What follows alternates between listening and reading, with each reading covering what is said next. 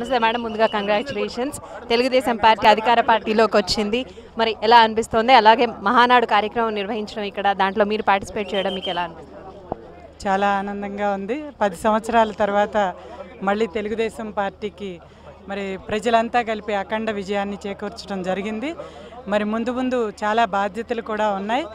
మరి మనం చాలా మేనిఫెస్టోలో ఎన్నో కార్యక్రమాలు చేస్తామని తెలుగుదేశం పార్టీ హామీలు ఇచ్చింది. ఆ హామీలన్నీ నెరవేర్చడానికి నారా చంద్రబాబు నాయుడు గారు నిన్న మహానాడులో చెప్పడం జరిగింది. ప్రతి ఒక్కటి మేము పూర్తి చేస్తామని. అంతేకాకుండా గురుతర బాధ్యత, రాష్ట్రాన్ని మళ్ళీ పునర్నిర్మాణం చేసుకునే ఈ గురుతర బాధ్యత అనేది ప్రతి ఒక్కరి మీద ఉంది.